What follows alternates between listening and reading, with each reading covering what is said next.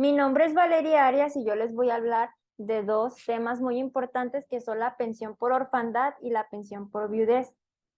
Comenzando con el primer tema, tenemos la pensión por orfandad. ¿Quiénes tendrán derecho a recibir esta pensión?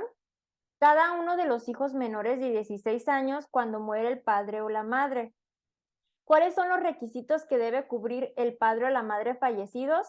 Estos requisitos son dos: haber tenido el carácter de asegurado y acreditar tener ante el instituto un mínimo de 150 cotizaciones semanales o haber tenido la calidad de pensionados por invalidez. ¿Hasta qué edades el instituto puede prorrogar la pensión por orfandad?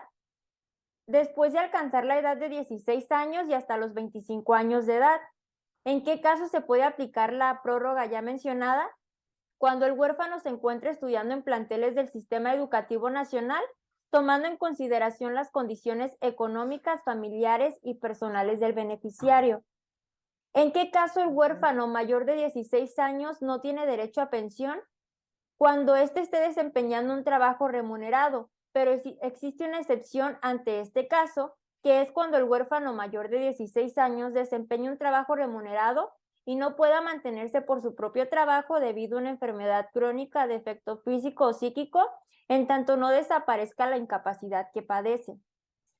¿A cuánto sería igual la pensión del huérfano? Sería igual al 20% de la pensión de invalidez que el asegurado estuviese gozando al fallecer o de la que le hubiera correspondido suponiendo realizado el estado de invalidez.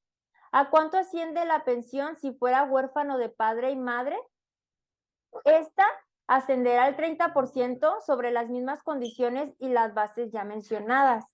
¿Qué sucede si al iniciar la pensión el huérfano lo fuera de padre o madre y después fallece el otro progenitor?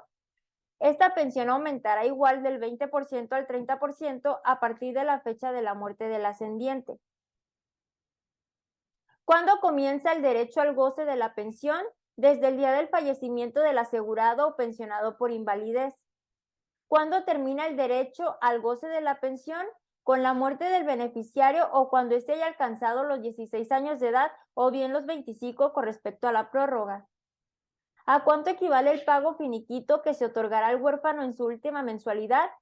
A 3 mensualidades de su pensión. Ahora bien, el siguiente tema del cual les hablaré es la pensión por viudez. ¿Quiénes tendrán derecho a esta pensión? La que fue esposa del asegurado o pensionado por invalidez. A falta de esposa, ¿quién tendrá derecho a recibir la pensión? Existen dos supuestos ante esta falta de persona. La primera es la mujer con quien el asegurado o pensionado por invalidez vivió como si fuera su marido durante los 5 años antes de la muerte de él, o bien la mujer con la que hubiera tenido hijos siempre que ambos hayan permanecido libres de matrimonio durante el concubinato. ¿Qué sucede si el asegurado o pensionado por invalidez tenía varias concubinas?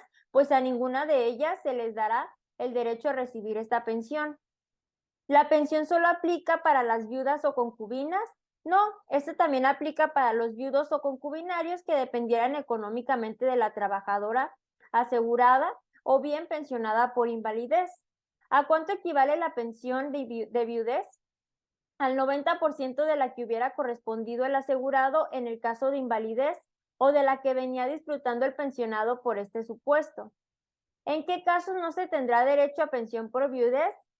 Cuando la muerte del asegurado suceda antes de cumplir 6 meses de matrimonio, cuando hubiese contraído matrimonio con el asegurado después de que éste cumpliera 55 años de edad, a menos de que a la fecha de la muerte haya transcurrido un año desde la celebración de enlace, o cuando al contraer matrimonio el asegurado recibió una pensión de invalidez, vejez, cesantía en edad avanzada, a menos de que a la fecha de la muerte haya transcurrido un año desde la celebración del matrimonio.